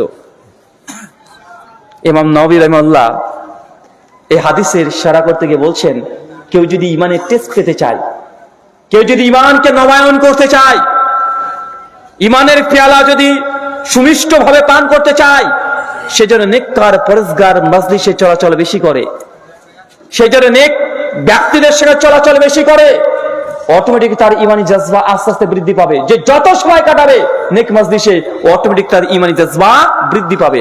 আল্লাহি, যারা আপনারা 5 ওয়াক্ত নামাজ পড়েন না, শুধু জুমার দিনে নামাজ পড়েন, শুধু জুমা, জাস্ট জুমার দিন, বলেন তো জুমার দিন যখন নামাজ পড়তে যান বা নামাজ পড়ে আসেন, সেই দিন আপনার হৃদয়ের মধ্যে একটা আলাদা প্রশান্তি কাজ করে কি করে না? করে না ভাইজান? করে। কেন? এটা ইমানের টেস্ট। যে ইমানের এই টেস্ট একবার পেয়েছে, বাড়ি গাড়ি তার কাছে কোনো দাম থাকে না। এই দুনিয়াকে বিক্রি করে দিয়ে তার পারমার্থিক জীবনের জন্য তারা প্রস্তুতি নাই। আপনার যার ইমান এখন মূল্যায়ন করতে পারেননি, তাদের কাছে এই দুনিয়ার দাম হতে পারে। সেই মুসলিমের হাদিস, মিশকাত আসছে 2528 নম্বর হাদিস। আল্লাহ নবী মদিনা একদিন রাস্তার গলিতে তিনি যাচ্ছেন, একটা কান কাটা ছাগলকে তুলেছেন। আল্লাহ নবী তুলে বলছেন, এই তোমরা কেউ এটা 1 দিনার দিয়ে নিবে, মানে 1 টাকা দিয়ে নিবে? কেউ নিবে? সাহাবীরা ওয়াকে বলছে, ইয়া রাসূলুল্লাহ, এ তো মৃত ছাগল, তারপর কান কাটা। আর আরবদের মধ্যে এটা আগে থেকে চর্চিত, তারা কোনো খুদযুক্ত কোনো প্রাণী তারা গ্রহণ করে না। সঙ্গে সঙ্গে বলছেন যে ইয়া রাসূলুল্লাহ, এটা তো কান কাটা, তা মৃত। আরে এটা নিয়ে তো আমাদের মুসিবত বেশি। মুসিবত মানে, আরে এ যদি মারা যায়, এ দুর্গন্ধ, মরে গেছে, কিছুক্ষণ পরে দুর্গন্ধ ছড়াবে, তাকে আবার কবর দিতে হবে, মাটি দিতে হবে, তো বিপদ নেওয়া নেই, টাকা দে। আরে এমনি দিলে নিব না। আল্লাহ নবী তখন বলছেন যে তোমাদের কাছে মৃত ছাগলটা যেমন কোনো মূল্য নেই, এই গোটা দুনিয়া সৃষ্টি জগতের মূল্য আল্লাহর কাছে এই মৃত ছাগলের চাইতো আরো নগণ্য, আরো নিকৃষ্ট। এটা দুনিয়ার বাস্তবতা, এটা দুনিয়ার চূড়ান্ত বাস্তবতা। কত মানুষ দুনিয়াতে কোটি কোটি টাকা ইনকাম করেছে, crore crore, million, billion, trillion, তারপরে দুনিয়ার এই মুহূর্তে ত্যাগ করে তাকে চলে যেতে হয়েছে। হয়েছে কি হয় নাই? কত মানুষ দেখেন, এই এলাকাটা ছিল আজ থেকে 2 বছর, 3 বছর, 4 বছর আগে, কত দাম্ভিক মানুষ ছিল, কত অহংকারী ব্যক্তি ছিল, টাকার গর্বে মানে মানুষকে মানুষ মনে করেনি, সে ব্যক্তি কবর আজকে কোনো মূল্য নেই। এই জন্য আমি মনে করি, যদি কোনো মানুষ হৃদয়কে যদি নরম করতে চাই, আল্লাহ নবী আলাইহিস সালাম বলেছেন, বেশি বেশি কবরের কাছে যাও, কবরের কাছে গিয়ে সময় কাটাও, তোমার হৃদয় নরম হবে। ইয়াতীম, মিসকিন, তার কাছে গিয়ে তার মাথাটাকে একটু হাত বুলিয়ে দাও। একজন সাহাবী বলছে, ইয়া রাসূলুল্লাহ, আমার হৃদয় খুব কঠোর, চোখ দিয়ে পানি বের হয় না। অনেক মানুষ এসে দেখবেন নিজের বাপ মারা গেছে, তারপর চোখ দিয়ে পানি বের হয় না, এত কঠোর হয়ে গেছে হৃদয়। আছে না নাই? আল্লাহ নবী বলছেন, যাও, যারা মিসকিন ইয়াতীম আছে তাদের মাথায়, বাচ্চা ছেলেদের মাথায় একটু হাত বুলিয়ে দাও, দেখো তোমার হৃদয় নরম হবে। যদি আপনি ইমানকে নবায়ন করতে চান, যদি পরলৌকিক জীবন এর বাস্তবতা বুঝতে চান, বিশেষ কবরস্থানে সময় কাটাবেন, যাবেন, অনুধাবন করবেন। আর সম্ভব যদি হয়, মৃত মানুষ, মৃত লাশের কাছে গিয়ে তাই এবার গোসল দেবেন। দেখবেন কত দাম্ভিক মানুষ, কোটিপতি, দুনিয়াতে যা চোখের উপরে তাকাতে পারেনি কেউ, একটু তাকে দেখবেন, যখন তাকে গোসল দিচ্ছেন আপনি দেখবেন কত একদম নিরীহ পড়ে আছে, কোনো মূল্য নেই শরীর। মৃত লাশকে কোনো গোসল দিয়েছেন? গোসল দিয়ে দেখবেন মানুষ মৃত্যুর পর ভয়ঙ্কর হয়ে যায়। মানুষ কি হয়ে যায়? মৃত্যুর পর ভয়ঙ্কর হয়ে যায়। যে মানুষের জন্য দুনিয়াতে আজকে আমরা এত ব্যস্ত, এত কিছু দুনিয়াতে, যে স্ত্রীকে নিয়ে আপনি দীর্ঘ 50 বছর সংসার করছেন, 50 বছর তার শরীরের প্রত্যেক অঙ্গ প্রত্যঙ্গ ছোঁয়া আপনি পেয়েছেন, আপনি নিয়েছেন 50টা বছর, এমন কোনো ব্যাপার নেই যে তার সঙ্গে আপনি শেয়ার করেননি। আপনার স্ত্রী যদি আজকে মারা যায়, আর আপনাকে যদি বলা হয় যে স্ত্রী তো মারা গেছে, আজকে সারা রাত যেই ঘরে প্রতিদিন শুয়ে থাকেন, আজকে তাকে পাশে নিয়ে শুয়ে থাকেন, আল্লাহি আপনি পারবেন না, ভয় পাবেন। ভয় পাবেন কি পাবেন না? কলিজার টুকরা সন্তান একবার মরে যাক, মানুষ মৃত্যুবরণ করলেই মানুষ মানুষকে দেখে ভয় করে, এটাই জীবনে বাস্তবতা। আপনাকে দেখে ভয় পাবে মানুষ, বাচ্চারা ভয় পাবে, বড়রা ভয় পাবে। যদি বলা হয় ওই অন্ধকার ঘরে আপনি থাকেন, স্বামীকে নিয়ে থাকেন, ও যত বড়ই স্বামীর প্রতি ভালোবাসা থাক না কেন, ভয় পেয়ে যাবে, পালিয়ে না আসলে ভিতরে একটা ভয় তৈরি হবে। হবে কি হবে না? কথা বলেন, হবে। এটা হচ্ছে মানুষের জীবনে বাস্তবতা। আল্লাহ সুবহানাহু ওয়া তাআলা এই দুনিয়াবী জীবন, এই লোভ, এই লালসা থেকে আমাদেরকে পরিত্রাণ দান করে, আমিন। সম্মানিত সুধী, গুনাহ থেকে বেঁচে থাকার দ্বিতীয় সবচেয়ে বড় অস্ত্র, সেটা কি? নেককার, পরেজগার মজলিসে চলাচল করা, তাদের সঙ্গে উঠা বসা করা, তাদের সঙ্গে বন্ধুত্ব তৈরি করা, আর বাবা মার উদ্দেশ্যে বলি, শুধু নেককার পরেজগার বন্ধু বান্ধবের সঙ্গে চলাটা নয়, যখন আপনার মেয়েটার বিয়ে দিবেন, বিয়েটা কার সঙ্গে দিচ্ছেন দেখবেন একবার। স্বামী যেমন অটোমেটিক তেমনই হয়ে যাবে। এই জন্য কোরআন মাজিদের সূরা মাইদার মধ্যে 5 নম্বর আয়াতের মিডিল অংশ আল্লাহ বলছেন যে ইহুদি নারীদেরকে তোমাদের জন্য জায়েজ করা হলো। কাদের? ইহুদিদের নারী, যারা আহলে কিতাব, তাদের নারী মুসলিমদের জন্য কি জায়েজ, কিন্তু আমাদের নারী তাদেরকে দেওয়া যাবে না। কেন? কারণ মেয়েটা হচ্ছে একটু নরম হৃদয়ের, মানে সে যেই পাত্রে রাখবে সে পাত্রের রূপ ধারণ করে ফেলে, করে কি করে না, সে রূপ ধারণ করে ফেলে। তা আপনি যখন আপনার মেয়ের বিবাহ দিচ্ছেন, কার সঙ্গে বিবাহ দিচ্ছেন? সে ছেলের চরিত্র কেমন, আপনি কেমন ছেলেকে পাত্রকে পছন্দ করেন? জি, অনেক দেখা আছে। একদিকে প্রাইমারি শিক্ষক, মাসে 24,000 টাকা বেতন, আপনি অপমান করছেন না তাদেরকে, 25,000 টাকা বেতন বা 30,000 টাকা বেতন। আরেকটা পাত্র আছে কোরআনের হাফেজ, মাওলানা, হাফেজগারি সব ডিগ্রি আছে, দেখতো মাশাআল্লাহ সুদর্শন, বরং ওই প্রাইমারি টিচারের চাইতে অধিক পরিমাণে সুন্দর, এরও ইনকাম প্রায় 22-23-24,000 টাকা গড়গড়ের মাসে হয়ে যায়, তারও ইনকাম সেম কোয়ালিটির। হাফেজ সাহেব দেখতে অনেকটাই বেশ ভালো ওর তুলনায়। কিন্তু আপনি মেয়ের বাবা, দুটো প্রস্তাব পেয়েছেন, বিয়ে আপনি কার সঙ্গে দেন, কার সঙ্গে দেবেন বলেন? জি জি, এটা হচ্ছে বাস্তবতা, যে মাস্টারের সঙ্গে আপনি বিয়েটা দেবেন, এবং সমাজ এটাই দেয়। দেয় কি দেয় না কথা বলেন? এটাই দেয়। এটা আমাদের সমাজের চূড়ান্ত বাস্তবতা। বিবাহ কার সঙ্গে দিচ্ছেন, মেয়ের জান্নাত জাহান্নাম ওটাই নির্ভর করছে। আপনি একজন পুরুষ, কার সঙ্গে বিবাহ করছেন? অনেকে বলছেন যে ভাইজান একটা দিনদার পাত্রী চাই, দিনদার পাত্রী বিয়ে করবেন? জি, ওকে মাদ্রাসাতে নিয়ে যাওয়া হলো, মহিলা মাদ্রাসাতে, যারা দাওরা পাশ করেছে। শিক্ষক বলছে যে আমাদের এই মাদ্রাসাতে একজন আলেম আছে, আলহামদুলিল্লাহ, কোরআনের হাফেজা, এমনকি সহিহ বুখারীর কিতাবুল মাগাজি পর্যন্ত গোটাটা মুখস্থ করে ফেলেছে, বুলবুল মারাম গোটাই মুখস্থ। ছেলেটা শুনে তো খুশি, মাশাআল্লাহ, আমি তো এমনই পাত্রই চাচ্ছিলাম, চলেন তাহলে একদিন দেখি। দেখতে গিয়েছে মেয়েটাকে, দেখার পরে যখন তার চেহারাটা উন্মুক্ত করেছে, দেখছে মেয়েটার চামড়াটা একটু কালো, আর দেখতে মোটেও খুব বেশি সুন্দরী না, একদম নর্মাল সাদাসিধে, একটু গাইয়া টাইপের। সঙ্গে সঙ্গে মাথা নিচু করে চলে আসছে। যখন জিজ্ঞেস করছে মেয়ের বাবা যে তাহলে কেমন কথা আগাবো, উনি তখন বলছেন যে ঠিক আছে আব্বা, আপনি বলেন, আমরা বাড়ি থেকে সিদ্ধান্ত যাবো, পরে ফোন করে জানিয়ে দেবো। এই যে গিয়েছে, পরের ফোন আসেনি। এমন আছে না নাই কথা বলেন?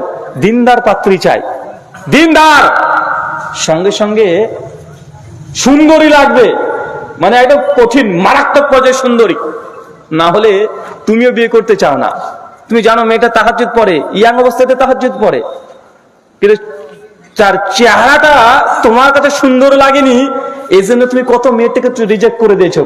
করে কি করে না কথা বলেন? করে।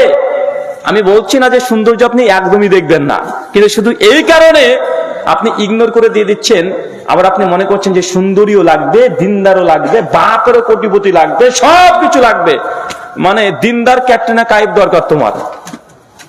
এমন আছে না নাই? মানে ও সব দিক দিয়ে পারফেক্ট নেবে।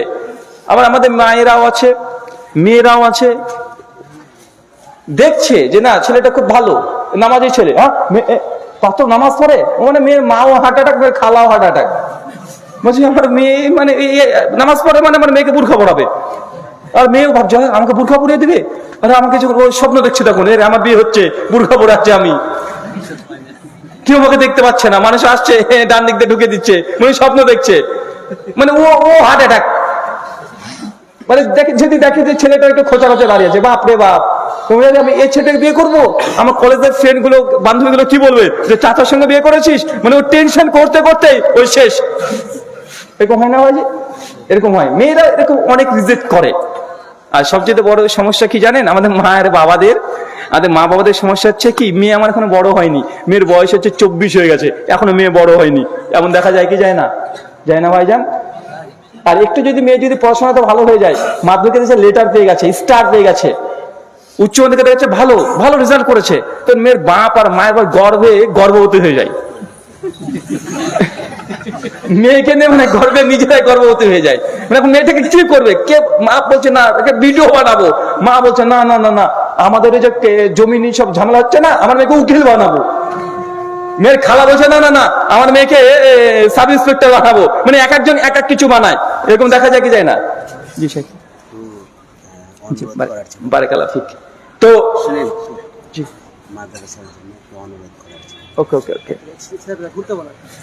তো মানে আমাদের সমাজে বর্তমান প্রেক্ষাপটে এটা দেখা যায় না ভাইজান? তো মেয়েটাকে বলছে, মানে তখন বাপ মা একটা স্বপ্ন শুরু হয়ে যায় যে মেয়েটাকে কিছু তৈরি করব, মেয়ে নিজের পায়ে দাঁড়াবে। কত মেয়েটা বিয়ে আসলো, কত ডাক্তার, মাস্টার, ইঞ্জিনিয়ার এইসব প্রস্তাব দেয় যে তোমার মেয়ের সঙ্গে বিয়ে দিবে না। আরে মেয়ের বয়স তো 24-25 পার হয়ে গেল, বিয়ে দিবে না? তখন মেয়ের বাপ আর মা একদম গর্ব করবো যে না না না না এখন বিয়ে দেবো না, না না না এখন বিয়ে দেবো না। মেয়ে আমার পড়ছে, পড়াশোনা ভালো, আরে ও আরে নিজের পায়ে দাঁড়া। এখন মেয়েটা নিজের পায়ে দাঁড়াতে দাঁড়াতে মেয়েটার বয়স হয়ে গেছে 32। কত কত মানে চাকরি পেতে পেতে বয়স কত হয়েছে? 32-33 ক্রস করে দিয়েছে। এখনো চাকরি পেয়ে 32-33 বছর এখন আর বিয়ের প্রস্তাব আসে না। কেন? 32-33 বছরের মেয়েটাকে বিয়ে করার জন্য কমপক্ষে 36-37 ছেলের বয়সের দরকার আছে। তো 36-37 বছরের ছেলে বিয়ে করেনি, এরকম পার্সেন্টেজ কত পাবেন? কত পাবেন? আর মেয়েরা বিয়ে আসে না। শেষ পর্যন্ত কি টাকলা,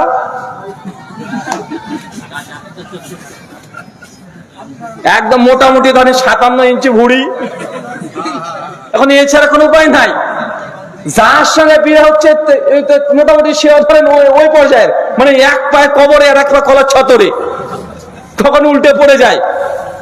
যে অপেক্ষা করছে সেও নিজের পায়ে দাঁড়ানোর জন্য ব্যস্ত, যে না আমাকে নিজের পায়ে দাঁড়াতে হবে, কিছু একটা করতে হবে। এখন নিজের পায়ে দাঁড়ানো মানে কি? ও চাকরি করতে হবে, একটা কমপক্ষে গাড়ি কিনতে হবে। এখন নিজের পায়ে দাঁড়াতে দাঁড়াতে দাঁড়াতে দাঁড়াতে আমি তো বলেছি বেটা বেশি নিজের পায়ে দাঁড়ানোর অপেক্ষা করো না। আর যেই দিন তুমি নিজের পায়ে দাঁড়িয়ে যাবে আর সেই সময় বিয়ে করলে তখন অন্য কিছু আর দাঁড়াবে না, তখন বউ আবার পালিয়ে যাবে। মানে এত দাঁড়ানোর অপেক্ষা, মানে আশ্চর্য। আরে আমাদের সোসাইটি বা সমাজে এগুলোই হয়। মানে এই দুজন দাঁড়াতে গিয়ে সেখানে মেয়েটারা বিয়ে হতে চায় না। মেয়ের চাকরিজীবী, আপনাকে আমি পরিষ্কার বলছি, আপনি নিজের সাথে করে দেখবেন। একটা মেয়ের বয়স 17, 18, 19, 20 বছর বয়স, মেয়েটা যদি একটু দেখতে সুন্দরী হয়। আর একটা মেয়ের বয়স 35, 36, 37, মেয়েটা চাকরি করে।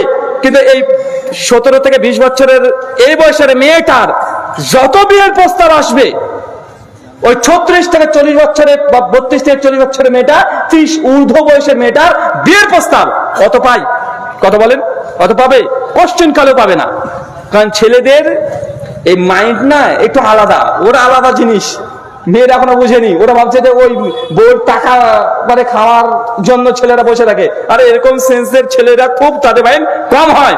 কারণ ছেলেদের ভিতরে একটা গায়রত কাজ করে, আর বউর টাকা খাবো মানে খেতে যায় না। ওই জন্য ও মূলত চায় যে আমি যাকে বিবাহ করবো সে যেন চক্ষু শীতল করে দেয়। মানে অল্প বয়সের হবে, একটু ঘোরাঘুরি করবে, তা সে হাসি ঠাট্টা করবে। কিন্তু যার বয়স হয়ে গেছে 40 টাকলা আর এর হচ্ছে 37, বলেন তো কি হবে? আর আমাদের মেয়ের বাবার আবার কি আছে, ওর আবার একটু উল্টো আছে কিছু কিছু। মানে এটা হচ্ছে এক কোয়ালিটি। আরটা কি আছে? আরে মেয়ের বয়স দেখাচ্ছে অল্প 17-20 বছর বয়স, আর চাকরিজীবী দেখাচ্ছে একটা ভিডিও অফার দিয়েছে, ও বেটা বয়স দেখাচ্ছে 42 দিয়ে দেয়। আছে না নাই? তো বলেন তো এই যে 17 বছর বা 18 বছরের মেয়েটা, মানে এর হচ্ছে দুপুর কি জোহরের ওয়াক্ত, আর সে 42 ও হচ্ছে একদম মাগরিব।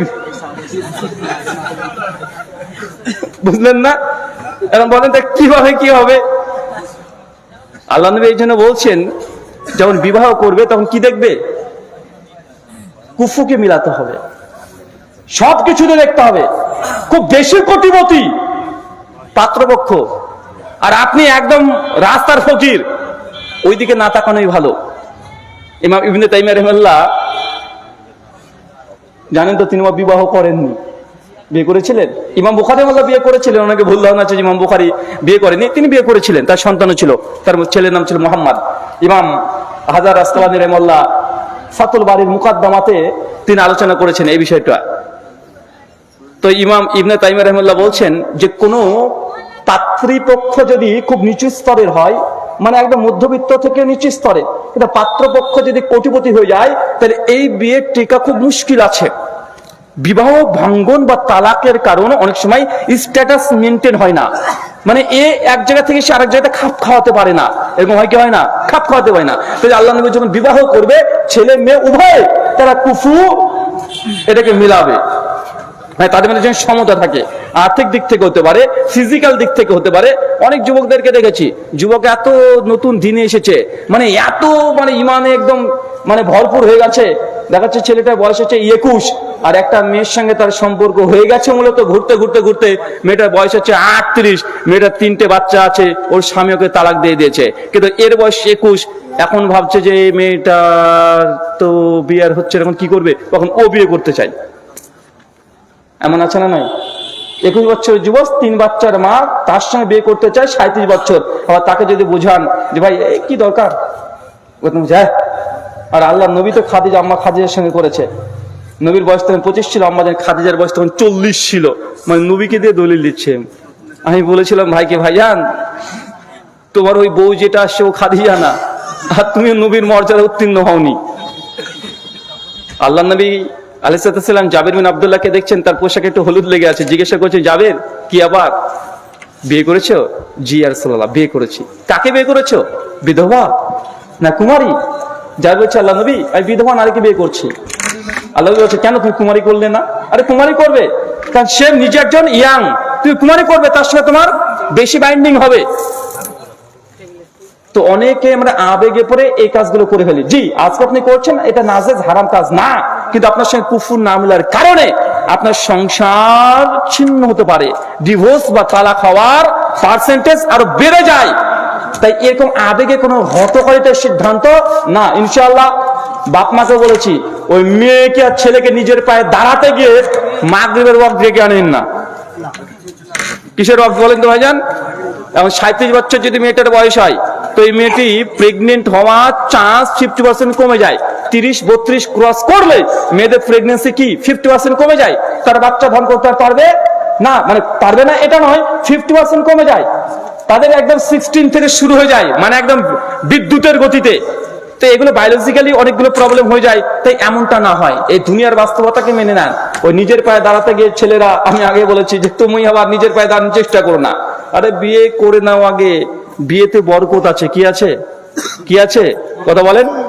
দেখবেন ওই যে আপনাদের অনেক ছেলে ছিল না, খুব বদমাস, ইনকাম টিনকাম কিচ্ছু করতো না, বাপে ধরে বিয়ে দিয়ে দিয়েছে, এখন ঠিক সাইজ হয়ে গেছে, এখন ইনকাম করে, করে কি করে না? আর ইনকাম করে বউকেও পোষে, আবার বাচ্চা হয়েছে ওকেও পোষে। কেন? কারণ যতক্ষণ বিয়ে না হচ্ছে রিজিকের দরজা উন্মুক্ত আপনার জন্য হবে। কথা বলেন। আরে রিজিক তো আপনার স্ত্রীর রিজিকটা আপনার আমলে চলে আসবে। কেন? যেন স্ত্রীর দায়িত্ব আপনি নিয়ে নেবেন। আচ্ছা বাচ্চা যতক্ষণ না হয় মিড ডে মিলের খাবার দেয় না, হ্যাঁ, আর মমতাও তো দেয় না, তা আল্লাহ দেবে আপনাকে? হ্যাঁ, আরে গর্বে যখন বেবি কনসেপ্ট করেছে তারপরে খাবার দেয়। আরে এটাই এই দুনিয়ার নিয়ম, এটা আল্লাহ সুবহানাহু ওয়া তাআলা, এটা হচ্ছে আল্লাহ সুবহানাহু ওয়া তাআলার নিয়ম, এটা ফিতরাত। যখন দেখবেন আপনার একটা মায়ের গর্ভে বাচ্চা বেবি কনসেপ্ট করেছে, সঙ্গে সঙ্গে মেয়েদের কি বন্ধ হয়? ঋতুস্রাব বন্ধ করে দেয়। কেন? আল্লাহ ওটাকে কানেকশন করে দেয়, এটা তোর খাবার। এখানে দেখেন, বাচ্চা বেবি কেবল কনসেপ্ট করেছে, সঙ্গে সঙ্গে তার ঋতুস্রাব বন্ধ করে দিয়ে ওই রক্তটাকে তার জন্য খাবার তৈরি করে দেয়। এটা হচ্ছে রিজিক তার জন্য। রিজিক আপনি দেবেন নাকি? বাপ বলছে, ছেলে তুই বিয়ে করে কি করবি রে, তুই তো এখনো নিজের মানে কোন ইনকামই করতে পারিস না। আরে নিজের পায়ে এখনো দাঁড়াতে পারলি না, তো কার পায়ে দাঁড়ায়? আপনার পায়ে। বলছে নিজের পায়ে এখনো দাঁড়াতে পারে না, ও মনে করছে যে রিজিকের মালিক ওর বাপ। এরকম ধারণা আছে না ভাইজান? মিশকাত হাদিস না 5300 শেষ অংশ লম্বা হাদিসের আল্লাহ নবী বলছেন, দুটো জিনিস মানুষকে খুঁজে পারে, একটা মৃত্যু আর এটা কি? রিজিক। যতক্ষণ মানুষ তার উপার্জিত রিজিক না পাবে ততক্ষণ মৃত্যু হবে না। আপনার টেনশন কি রে ভাই? আপনার কোনো টেনশন নাই। আল্লাহ সুবহানাহু ওয়া তাআলা বুঝার তৌফিক দান করো, আমিন। আচ্ছা, যেহেতু এটা মাদ্রাসা উন্নতি কল্পে, তাই তো শেখ মাদ্রাসা, আরে জি আল মাহাদুল ইসলামী, জি যেটা এটা বানাত। আর আমরা মেয়েদেরকে নিয়ে কিছু বললাম, আপনারা রেগে যান না, বলছে হুজুরটা খুব বদ, কি সব উল্টা পাল্টা বলে দিল, আমাদেরকে কিছু বললো। না না, বদ না, মানে আমি আপনাদের জীবনে বাস্তবতা বললাম, এটাই আমাদের জাস্ট হয়, রিয়েলিটি এটাই। আপনি যতই স্রোতে গা ভাসিয়ে দেন এই পশ্চিমা বিশ্বের মানে আইডিওলজি, তাদের থিঙ্কিং আপনি চলেন না কেন, জীবনের বাস্তবতা এটাই যে আপনি যতই তাদের স্রোতে গা ভাসাবেন, অবশেষে আপনাকে তারা ঠকিয়ে দিবে, আপনাকে মূল্যহীন করে দিবে, আপনাকে শুধুমাত্র পণ্য হিসেবে তারা বিক্রি করবে, আপনাকে দিয়ে তারা উপার্জন করতে চায়। এগুলোই এ বিষয়ে আমার একটা আলোচনা আছে, ইউটিউবে শুনে দেবেন, যে ইসলাম বরং পশ্চিমা বিশ্বে নারীর অধিকার। আমি অনেক ডিটেল আলোচনা করছি যে পশ্চিমারা আসলে নারীকে নিয়ে ব্যবসা করে, আর অন্য কিছু না। মেয়েদেরকে জাস্ট পণ্য, যেমন সাবান একটা পণ্য, ঠিক মেয়েদেরকে তারা ব্যবসার জন্য তারা ব্যবসায়ী হিসাবে, তাদেরকে পণ্য হিসেবে ব্যবহার করে, আর অন্য কিছু না। পৃথিবীর যত অ্যাড দেখবেন 90% অ্যাড মেয়েরা আছে না নাই? কেন? তার ছেলেরা অ্যাড দিলে কোনো ছেলে দেখতে যাবে না, কি রে কিসের। আর যদি একটা মেয়েকে দেখেন যে ও একটা প্যান্টি পরে দাঁড়িয়ে আছে, আর একটা বড় ছবি দিয়েছে, কি করবেন? আর দেখি তো একটু, মানে অটোমেটিক চোখ চলে যায় কি যায় না? বড় বড় শপিং মলে দেখবেন দারোয়ান ওটাও মেয়ে মানুষ। কেন? মানে ও হচ্ছে কানেকশন দিচ্ছে বাইরে থেকে। ওটা কি? ও চুম্বক দিয়েছে আর সব লোহাগুলো ছাবে। ছেলেরা আছে, চল যাই ওখানে যাই। আচ্ছা, বৌদির যে চপের দোকান আর আপনার আনারুল ভাইয়ের ওর চাতে ভালো চপের দোকান, কোন দোকানটা বেশি চলে? হ্যাঁ, এটা ব্যবসায়িক থিঙ্কিং পশ্চিমা থেকে এসেছে। মানে মেয়েদেরকে বিজনেসের জন্য তারা দাঁড় করিয়ে দেয় সব জায়গাতে। আচ্ছা, এয়ার হোস্টেসের যে নারীগুলো আছে দেখেছেন? এয়ার হোস্টেসের নারীগুলো, মানে এই যে বিমান সেবিকা যারা আছে, দেখবেন দারুণ দেখতে না? জি, চাকরি ওইভাবে দেওয়া হয় না তাদেরকে। প্রত্যেক শৈলে ইঞ্চি মেপে নাই, ইঞ্চি মেপে নাই। বয়স 39 পার হয়ে যাবে, চাকরি থেকে সাসপেন্ড করে দিবে। কেন? এতদিন তোমার সৌন্দর্য ছিল, তোমার মানে চেহারার মধ্যে একটা গ্লসি ভাব ছিল, একটা গ্লো ভাব ছিল। 39 বছর 40-এ পা দিলে চাকরি থেকে তাকে বরখাস্ত করে দেওয়া হয়। কেন? কারণ এখন তোমার গ্রামার আর নেই, তোমার আর এই মানে গ্লসি ভাবটা তোমার ভিতর নাই। ওর সৌন্দর্য শেষ, ওর চাকরিও শেষ, এখন ডাস্টবিনে ফেলে রেখে দিবে। গোটা বিশ্ব এরকম চলছে। কিন্তু আমাদের মায়েরা, আমাদের বোনেরা হচ্ছে না, আমি ওটাই স্বপ্ন দেখছে, ওটাই হবে। ও জানে না ওর সৌন্দর্য যতদিন আছে ততদিন ওর মূল্য আছে, সৌন্দর্য শেষ, ওকে ডাস্টবিনে নিক্ষেপ করে দিবে। আচ্ছা, কোন বিমান সেবিকাকে দেখেছেন একটু নাক ভোতা, একটু বাঁকা টেরা এরকম দেখতে? কেন? ওদের যোগ্যতা নেই? ওরা পড়াশোনাতে ভালো হয় না? হ্যাঁ, ওদের যোগ্যতা হতে পারে না? পারে। তাকে চাকরি কেন দেয় না? পশ্চিমা বিশ্ব বলছে নারীর নাকি অধিকার দিয়েছে। জি না, নারীর অধিকার নয়, সুন্দর সাদা চামড়ার অধিকার দিয়েছে তারা ফিগারের মূল্য দিয়েছে, নারীকে নয়। যারা বেশি পণ্য, যাদেরকে দিয়ে আকর্ষণ করানো যায়, পুরুষ কাস্টমার টানা যায়, তাদেরকে তারা কি দিয়েছে? সম্মান দিয়েছে না, ব্যবসায়ী পণ্য হিসেবে তারা প্রোডাক্ট হিসেবে ব্যবহার করছে। কিন্তু আমাদের মা বোনেরা ভাবছে না ওটাই নাকি আসল সম্মান। আর ইসলাম পর্দা দিয়ে ঢেকে রেখে দিয়েছে, এটা নাকি নকল। বোঝা উচিত। সম্মানিত শুধু, যেহেতু মাদ্রাসা উন্নতি কল্পে আপনাদেরকে চাকল অনুরোধ, মাদ্রাসা আপনাদের ছেলে মেয়ে আপনারাই এখানে পড়াবেন। জ্ঞান অর্জন শিক্ষার কোনো বিকল্প নাই। এটা বারবার একাধিক আলোচনাতে শেখ মাশায়েখ তার আলোচনা করেছেন, এটা বলার দরকার নেই। বর্তমান টেকনোলজি প্রযুক্তির যুগ, এখন শিক্ষাবিহীন রাস্তাঘাটে অ্যাক্সিডেন্ট চলাও খুব দুষ্কর আছে না নাই? আছে। তাই এই মাদ্রাসাকে যথাসম্ভব সর্বপ্রথম আল্লাহর দরবারে দোয়া করবেন যে আল্লাহ এই মাদ্রাসাকে তুমি কবুল করে নাও। পারবেন তো ইনশাআল্লাহ? একবার দোয়া করতে পারবেন তো? যদি ওপরে যদি কবুল হয়ে যায়, দুনিয়াতে আর হাত পাতা দরকার আছে? কথা বলেন, কোন দিক থেকে যে টাকা চলে আসবে আপনি নিজেই জানবেন না। আর দুই, আপনারা এই সৎ কাজে, নেক কাজে, তাআওয়ানু বিররি ওয়া তাকওয়া, সৎ কাজে একে অপরের সহযোগিতা করেন। সূরা মাইদার 2 নম্বর আয়াত, যে সৎ কাজে সহযোগিতা করেন, 1 টাকা দিয়ে হলেও আপনি এর সঙ্গে থাকবেন। অন্ততপক্ষে আল্লাহকে কিয়ামতের মাঠে হিসাব যখন দেবেন, তখন যেন এই আমলটা আপনার পাই যে না, আপনি ইলম চর্চা কেন্দ্রে আপনি 1 টাকা হলেও দান করে শরীক হয়েছিলেন। টাকা যদি নাও থাকে, অন্তত যারা যা আশা করছে এই যে ঝোলাগুলো নিয়ে খালি হাত ব্যাগের মধ্যে রেখে দেন। আল্লাহ বলেন, আল্লাহ আমার কাছে টাকা নেই, আমার কাছে টাকা নেই, পয়সা নেই। আল্লাহ যারা দান করেছে তাদের এই দানে তুমি বরকত দিয়ে দাও। পারবেন তো ইনশাআল্লাহ? পারবো না ইনশাআল্লাহ? আমি আগে বলেছি, এই দুনিয়াটা একটা মৃত ছাগলের চাইতেও নিকৃষ্ট, মৃত ছাগলের চাইতেও নিকৃষ্ট আল্লাহ নবী বলেছেন। তাই দুনিয়াকে আমরা এত মূল্য না দিই। আল্লাহ সুবহানাহু ওয়া তাআলা আমাকে বাঁচা, এখান থেকে বেঁচে থাকার তৌফিক দান করো, আমিন। গুনাহ থেকে বাঁচার কয়টা উপায় বলেছি? কয়টা বলেছি বলেন? কে বললেন? 3টা। চাচা আরে বলেন না, হাত তোলেন। কয়টা বলেছি? কি রে ভাই, ঘুম আসছে নাকি? ও, বিয়ে নিয়ে টেনশনে আছেন? আর আপনাদের রাস্তা তুমি ক্লিয়ার করে দিলাম রে ভাই। ছেলের মা মেয়ের মা যারা আছে এখানে, এদের রাস্তা তো ক্লিয়ার করে দিলাম। আচ্ছা, কারা কারা বিয়ে করেননি কিন্তু করার ইচ্ছে হয়, কিন্তু বলতে পারেন না? কে কে আছেন একটু হাত তোলেন তো দেখি ভাই। হ্যাঁ, কে আছে? আরে বিয়ে করার ইচ্ছে একজন। আর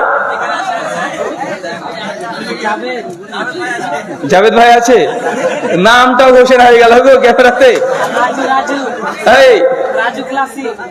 রাজু, আচ্ছা ঠিকানাটা আমরা দিয়ে দিই, পাত্রী চাই।